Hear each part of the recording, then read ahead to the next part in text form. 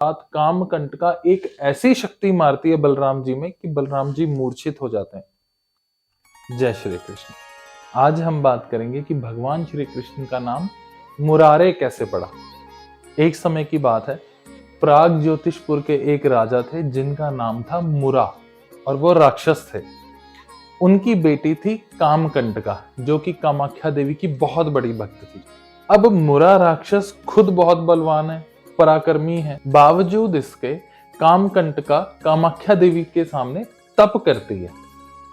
कामकंटका के सामने कामाख्या देवी प्रकट होती हैं और वर मांगने को कहती हैं। तब कामकंटका अपने पिता के लिए एक दिव्य कवच मांगती है जो अभेद है। मुरा राक्षस उस दिव्य कवच को पहन के स्वर्गलोक पर आक्रमण कर देते हैं। इंद्रदेव वहां पराजित होते हैं और मुरा राक्षस स्वर्ग पर अपना अधिकार जमा लेते हैं।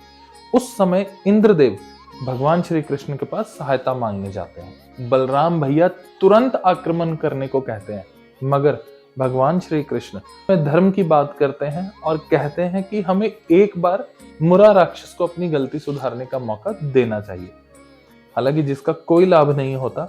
उसके पश्चात भगवान श्री कृष्ण और बलराम भैया मुरा राक्षस पर चढ़ाई करते हैं। बहुत ज्यादा युद्ध होता है और अंत में मुरा राक्षस मारा जाता है श्री कृष्ण के हाथों। तब ब्रह्मा जी श्री कृष्ण के सामने प्रकट होते हैं और भगवान से कहते हैं कि हे भगवान, आपने मुरा राक्षस के अत्याचारों से समस्त देवी देवताओं को मुक्त किया है।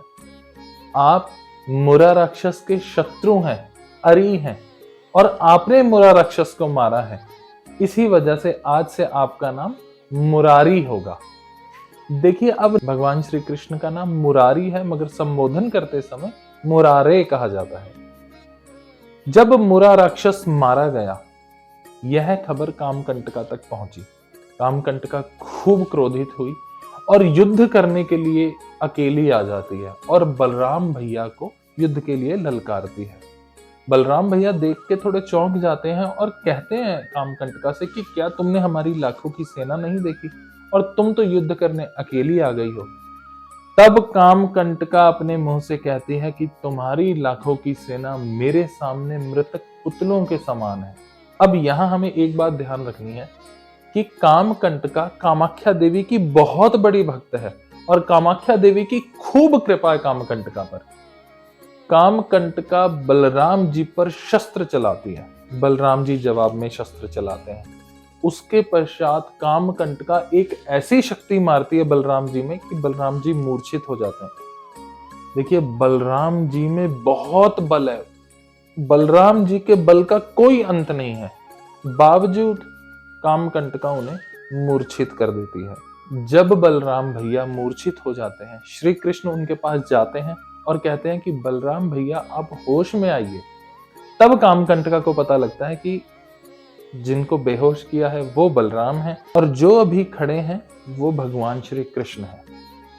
कामकंटका भगवान श्री कृष्ण को युद्ध के लिए ललकारती है और उन पर एक दिव्य अस्त्र चला देती है। वह दिव्य अस्त्र भगवान श्री कृष्ण के सामने जाके गायब हो जाता है। कामकंटका देख के थोड़ी चौंक जाती है। तब भगवान श्री कृष्ण कामकंटका को समझाते हैं कि इस सब से कोई लाभ नहीं है। कामकंटका बिल्कुल नहीं मानती और आगे लड़ने के लिए तैयार हो जाती है। उस समय मजबूरी में भगवान श्री कृष्ण एक लीला करते हैं और सुदर्शन चक्र प्रकट करते हैं। सुदर्शन चक्र को देख के कामाख्या देवी युद्ध के मैदान में प्रकट हो जाती हैं। अब कामकंटका प्रणाम करती है कामाख्या देवी को, कामाख्या देवी प्रणाम करते हैं भगवान श्री कृष्ण को। तब कामकंटका थोड़ी कंफ्यूज हो जाती है कि यहाँ कुछ ऐसा है जो कि मैं समझ नहीं पा रही हूँ। उस समय सुदर्शन चक्र को देख के कामाख्या देवी प्रार्थना करती हैं भगवान श्री कृष्ण से कि यह मेरी अनन्य भक्त है, इसके प्राण छोड़ दीजिए। और कामाख्या देवी कामकंटका को समझाती हैं कि जिनसे तुम लड़ने का प्रयास कर रही हो वो त्रिलोकी नाथ हैं। कामकंटका अपनी गलती मानती हैं और भगवान श्री कृष्ण को नमन करती हैं। कामाख्या देवी उस समय भगवान श्री कृष्ण से कहती हैं कि आप मेरी इस भक्त पर अपनी कृपा करें और आशीर्वाद दें। भगवान श्री कृष्ण उस समय कामकंटका को आशीर्वाद देते हैं कि तुम्हारा जो पुत्र होगा वह बहुत गौरवशाली होगा, धर्म करने वाला होगा, वीर योद्धा होगा और अजय होगा, उसको कभी कोई जीत नहीं पाएगा।